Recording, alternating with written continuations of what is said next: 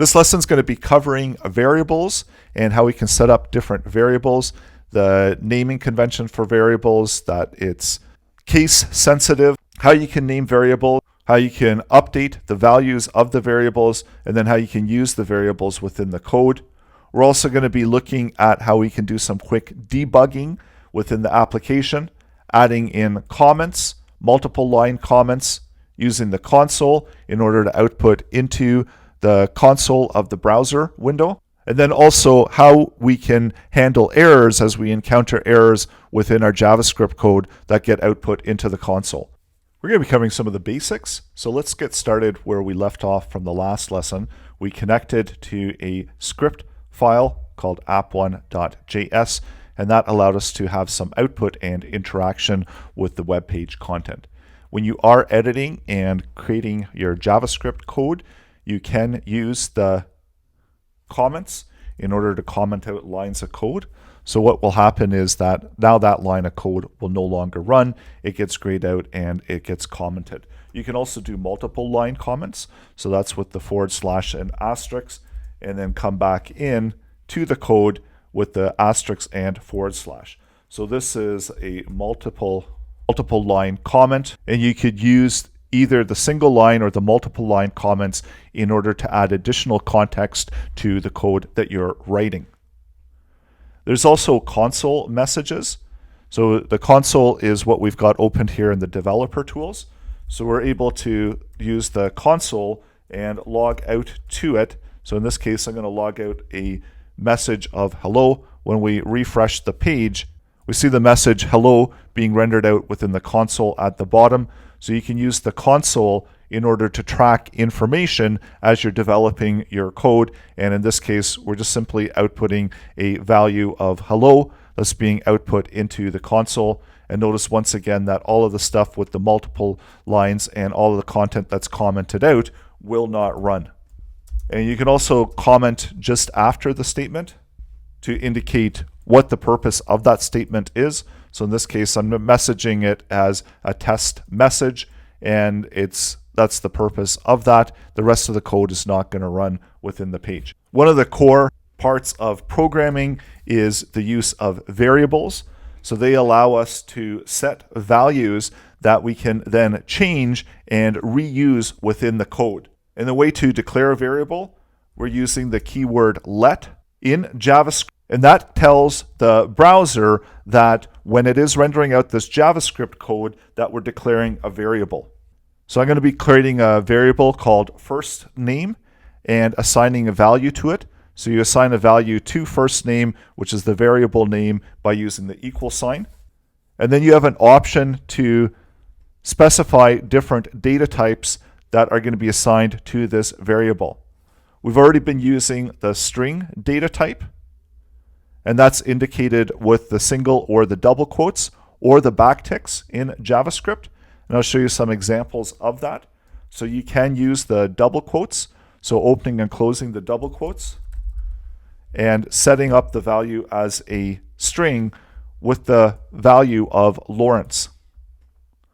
So now if I do want to reuse that within my code, I can select the variable name, and let's output it into the console as first name.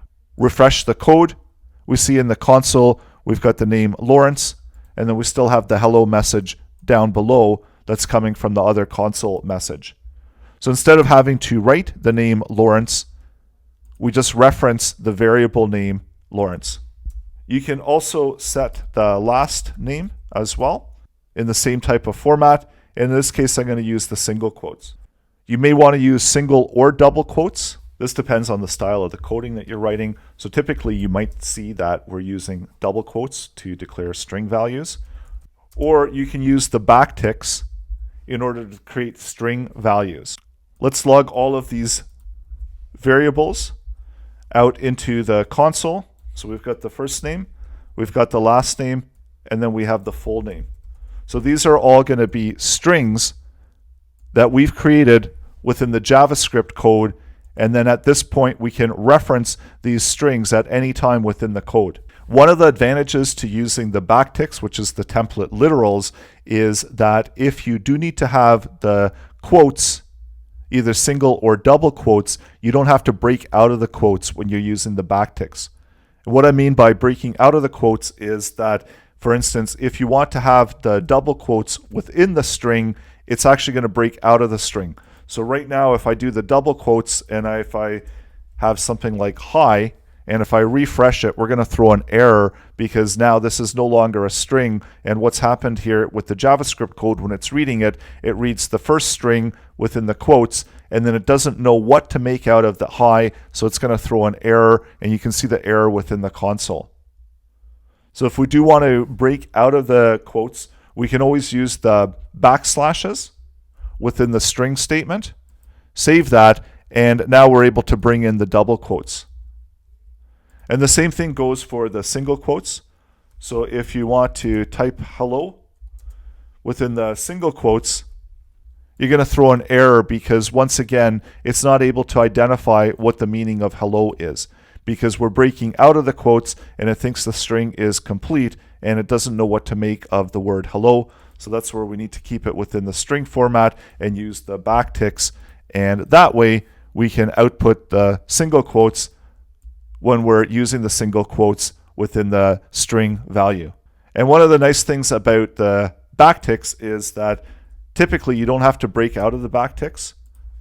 So you can use single quotes, you can use double quotes within your string value with no need to break out of those values. There are two ways to declare variables. So you can either use let or const. Previously, with the earlier versions of JavaScript, we were declaring variables with var, and so var had similar properties to let, where you could take the variable value and you could reassign a new value to it. But right now, if you're using const, that's not going to allow you to change the variable, and const is just that within the code, you're no longer going to be able to reassign a new value to this variable. So if we had something like an ID that we didn't want to change, and the ID had a value of 100, using const to declare it will make sure that we're not making any changes to it within the code. So once we refresh it, and right now we can use it the same way that we did with the variables that we declared with let, where we're able to still see the values of those whenever we reference the variable name, but with the values where we're assigning values of using let, and we refresh, the value of first name has now changed to new name, and it's got a new value that's being held within the variable. So that's one of the advantages of the variables, is that we can reassign new values to them as long as we're declaring it using the let keyword. If we try to assign a new value to a variable that is using const and we refresh it, we're going to throw an error because the JavaScript code detects that we're trying to reassign a value to ID.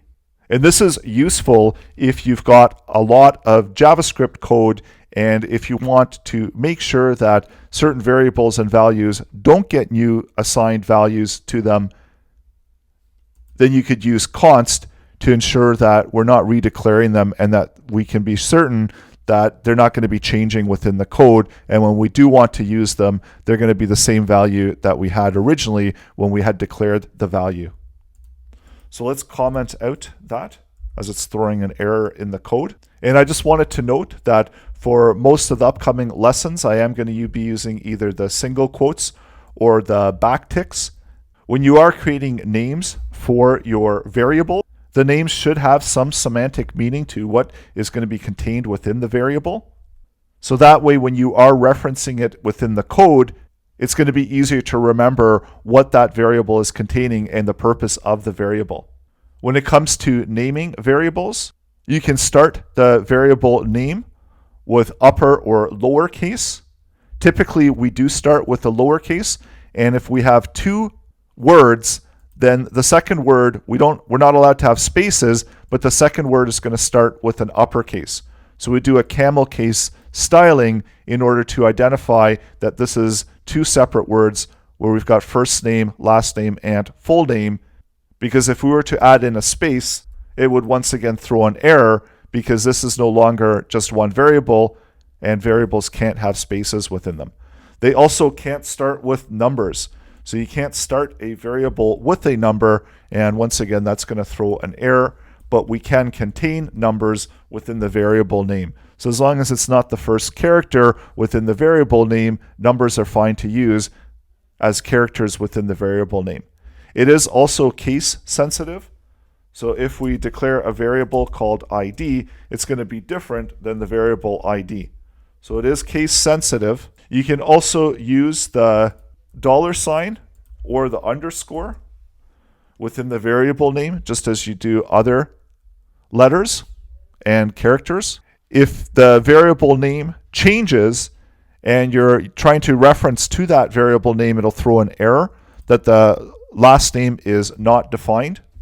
Because now that I've changed the last name, it's throwing that error there.